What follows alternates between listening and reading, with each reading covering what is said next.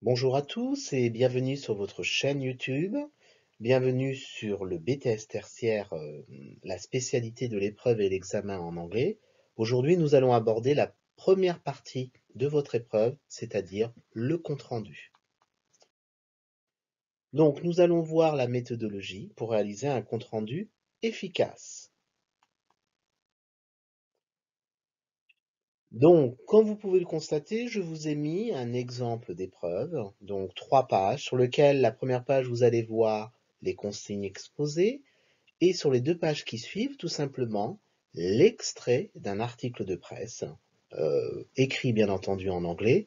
Et maintenant, nous allons voir par détail comment élaborer, produire un compte-rendu sur l'épreuve qu'on vous transmet, c'est-à-dire en mai 2023, à partir de la première quinzaine, vous aurez bien entendu, à faire cette épreuve. Les bases à savoir, ce sont d'abord les informations à détecter sur le document qu'on va vous donner. C'est de repérer où est l'auteur, si c'est un journaliste ou un expert professionnel. Quelle est la source? Citez le nom de la publication, de quel journal, du magazine, pour vous donner une idée de la tendance du journal. Il est important que vos formateurs ou enseignants qui vous ont donné des éléments en anglais, bien entendu, vous fassent découvrir le monde de la presse écrite. Le point numéro 3, c'est la date de la publication. Je vous rappelle que pour les élèves qui vont passer l'épreuve en 2023, vous aurez des sujets de publication de l'année 2022, tels que l'inflation, les conditions de travail, qui sont des sujets très importants de cette année.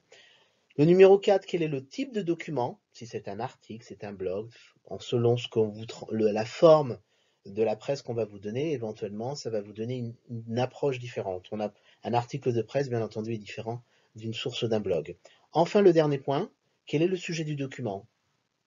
Par ces éléments-là, vous aurez peut-être déjà une idée de quel est l'auteur, quoi l'auteur a voulu aborder comme sujet.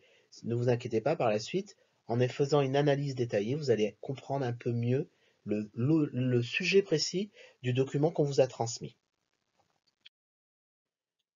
Nos conseils, mes conseils, donc on va travailler d'abord sur la compréhension de texte. Numéro 2, la rédaction du compte-rendu au brouillon, ce qu'il faut faire. Numéro 3, numéro 4, ce qu'il ne faut pas faire. Et enfin, je vous donnerai des précisions au numéro 5 du barème. Des points que vous allez, bien entendu, avoir tout au long de votre compte-rendu. Donc on va travailler un petit peu maintenant sur la compréhension de texte, le numéro 1. Donc c'est de lire le texte et de se faire un QQOQCP. Donc ça c'est important. Je vais vous montrer sur la diapositive prochaine de quoi il s'agit. Essayez de comprendre le vocabulaire inconnu grâce au contexte. Donc ne pas se bloquer sur les mots qui vous semblent difficiles, mais bien de comprendre la phrase dans son ensemble. De relire le texte et de repérer les idées principales. Paragraphe par paragraphe, c'est important de faire paragraphe par paragraphe, c'est de comprendre au fur et à mesure. Et enfin, le dernier point, de distinguer les arguments des exemples. Nous passons maintenant, qu'est-ce que c'est la méthode QQOQCP? Tout simplement, qui, quoi, où, quand, comment, pourquoi, dont l'équivalent correspond aux 5 W, who, what, where, when, why, et enfin how. Donc, nous allons voir que sur chaque partie, par exemple, c'est de savoir finalement qui parle dans l'article, tout simplement, quelles sont les personnes, services, sites concernés par la situation. Donc ça, c'est vraiment important de connaître qui parle dans le sujet, ça va vous éclairer quand même. Vous avez également qui est l'acteur principal, celui qui est le degré d'importance, c'est-à-dire repérer les personnes du plus important au moins important, ça c'est aussi un indice, et quelle est la fonction bien entendu de ces personnes. Nous passons au prochain point. Quoi? Tout simplement, de quoi s'agit-il? De quoi en parle-t-on? Ça c'est important, ça paraît évident, mais d'un article qui est écrit dans une autre langue, c'est pas toujours évident. Également, quels sont les éléments ou actions, opérations qui caractérisent la situation? Donc ça va vous permettre d'être un peu plus détaillé dans le quoi. Et qu'est-ce que c'est? Plaignant, après avoir su, de vraiment s'interroger de finalement, qu'est-ce que c'est? Peut-être vous allez aborder d'un sujet dont vous n'êtes pas forcément le plus à l'aise. Que fait-on également? Qu'est-ce qu'on fait? C'est-à-dire que le plaignant, finalement, il fait quoi? On parle de quoi et que fait-on? Ça, c'est important. Le numéro 3, où la situation se déroule, où se passe la situation, à quel endroit. Donc ça peut vous donner des éléments, surtout des éléments au niveau de l'incompréhension peut-être du sujet. Si le sujet se passe en France, peut-être c'est quelque chose que je connais. S'il se passe dans un autre pays, j'en ai peut-être entendu parler. Donc ça va être peut-être un élément qui va vous aider dans la compréhension globale. Dans quel milieu? C'est-à-dire, c'est important, peut-être la situation professionnelle, la branche d'activité, la spécificité du département de l'entreprise peut être aussi important. Voilà, donc voir aussi également si la situation se passe au même endroit ou il y a peut-être des exemples qui se passent dans d'autres endroits qui sont liés. Ça aussi, il faudra également voir. Et puis, comme je vous le précisais, dans quel service, à quel poste de travail, c'est-à-dire, ça peut aussi vous donner des éléments de compréhension un peu plus clairs tout au long. On passe au point suivant, donc tout simplement quand. Vous repérez quand la situation se passe. Ça peut être, bien comme je vous l'ai dit, la situation se passera en 2022, mais peut-être le mois aura une importance ou éventuellement, si la situation se déroule 2 jours à une certaine heure spécifique, qui pourrait vous donner aussi compléter votre compréhension. Donc quand se passe la situation, la date, le mois, le jour, c'est vraiment important qu'il peut vous donner des précisions. Donc ça, c'est quelle est la fréquence aussi, si ça se passe plusieurs fois, ça aussi c'est important. Et depuis quand, c'est-à-dire depuis quand ça dure. Donc ça aussi c'est important. Enfin, le dernier point, comment? Comment se déroule l'accident? Par quels moyens? Est-ce qu'il y a quelque chose qui fait que la situation puisse se passer? Donc ça c'est vraiment important aussi. De quelle manière, s'il y a des procédures, des instructions, s'il y a quelque chose de particulier. N'oubliez pas qu'en fonction du BTS, on va vous donner des moyens spécifiques sur lesquels vous avez appris sur des matières transversales. Ça aussi, c'est vraiment important. Avec quel outillage, quelle machine, si c'est vraiment quelque chose de plutôt technique. Voilà. On applique la méthode pourquoi. Pourquoi, finalement, tout au long, il faut vous poser la question pourquoi l'auteur vous interroge cela. C'est quoi l'intérêt? Donc, n'oubliez pas que on vous demande une compréhension d'un niveau supérieur, donc on vous demande un minimum d'analyse. Quel est l'intérêt? Pourquoi l'auteur veut nous donner l'importance de cet élément à chaque étape de votre article de presse? Donc pour cela, je vous ai un petit peu encadré pour distinguer déjà les paragraphes et que peut-être au fur et à mesure de votre document qu'on vous a transmis, il y a une progression du pourquoi comment. Donc ça, c'est vraiment important. Donc, quel est l'intérêt? Et il est important de mettre ça en relief. C'est là où vous allez gagner 2 points. Donc, après avoir fait cette méthode, il est important de lire le titre, le premier paragraphe et le sous-titre. Ça va vous donner déjà des éclaircissements au lieu que la panique s'installe et dire voilà, je n'ai pas du tout compris le texte. Concentrez-vous sur des éléments qui vont vous aider. Ça, c'est vraiment important.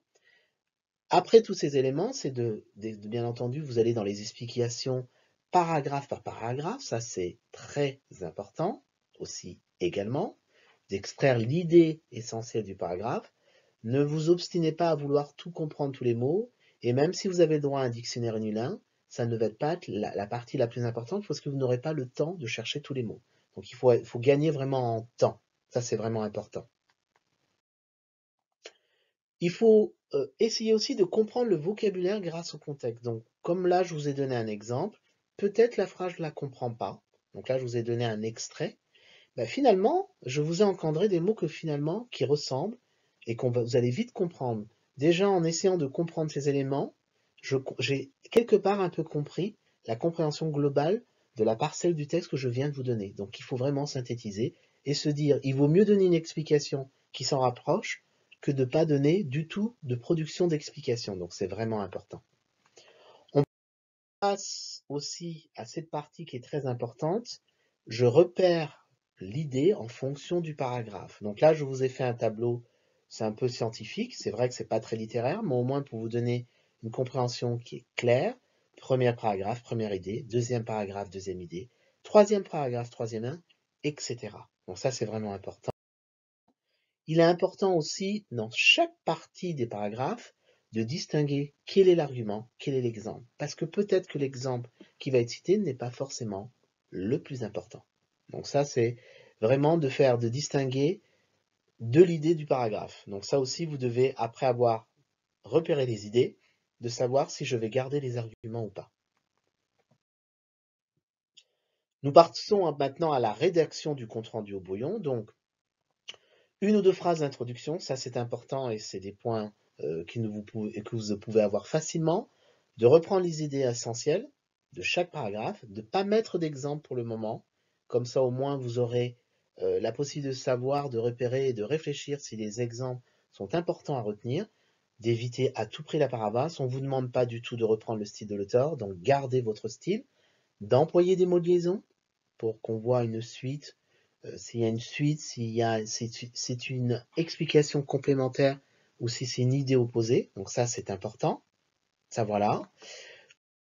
Vous avez également tout ce qu'il faut faire. Donc, vous respectez le nombre de mots. Je vous rappelle qu'on va vous demander dans les consignes plus ou moins 10%. Donc, à peu près 180 mots, à peu près 220 mots. Au-delà, vous risquez d'avoir des points de pénalité. Donc, il faut important de compter le nombre de mots pour justement parce que l'examinateur et le correcteur va les compter. Donc ça, c'est vraiment important.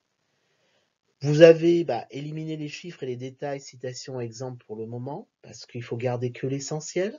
D'accord? Ça, c'est très important. Relire son compte-rendu et traquer les fautes d'orthographe. D'accord?